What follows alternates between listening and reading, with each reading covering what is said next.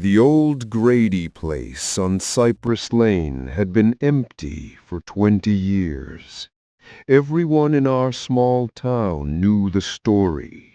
A tragedy, a murder-suicide, the kind of history that stains a house forever.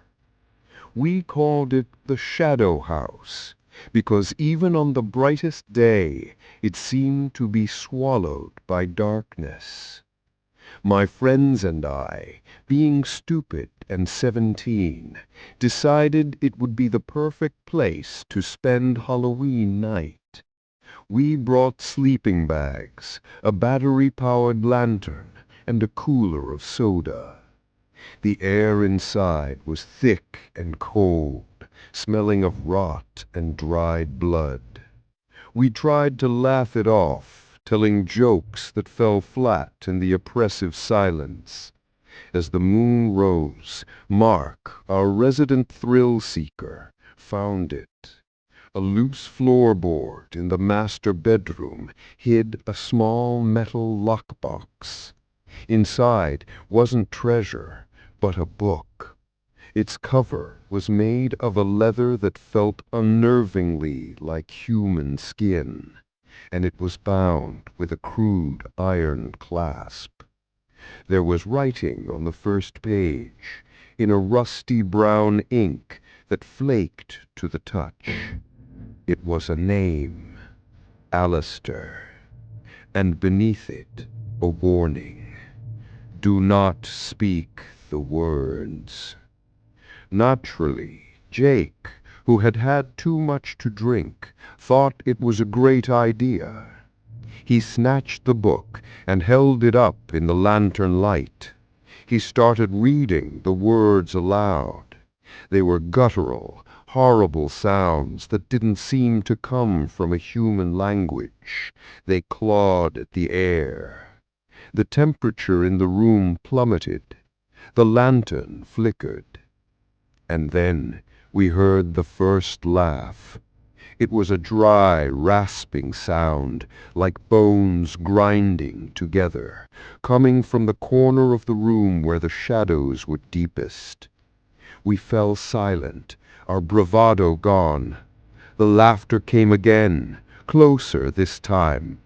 Sarah screamed as the shadow in the corner detached itself from the wall. It wasn't just an absence of light. It was a solid thing, a man-shaped void with eyes that burned like embers. It took a step toward us, and the floorboard where it stepped didn't creak, it scorched. It spoke, and its voice was the sound of 100 wasps buzzing in unison. You call, I have come. I am Alastor. We ran. We scrambled down the stairs, through the rotten kitchen, and out the back door into the woods. We didn't stop, didn't look back, our hearts pounding in our ears. We thought we had escaped.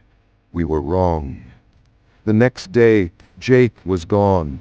His parents found his bed empty, the sheets torn to shreds. The only thing left behind was a single blackened footprint on his floorboards, smelling of sulfur. They called him a runaway. A week later, Mark was found in his garage. His body was contorted into an impossible shape, his face frozen in a silent scream. The coroner said it was a seizure, but we knew. We knew what was hunting us. It's been a month now. Sarah never speaks.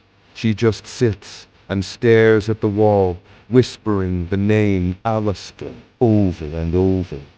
I can feel it. I can feel it watching me from every shadow. I smell sulfur in my dreams. It's not finished with us. It will never be finished. We opened the door. And we didn't just let a monster into our town. We let a demon into our lives, and it feeds on our fear. It's coming for me next. I can hear its laughter in the static of my radio. I can see its eyes in the darkness when I close my own.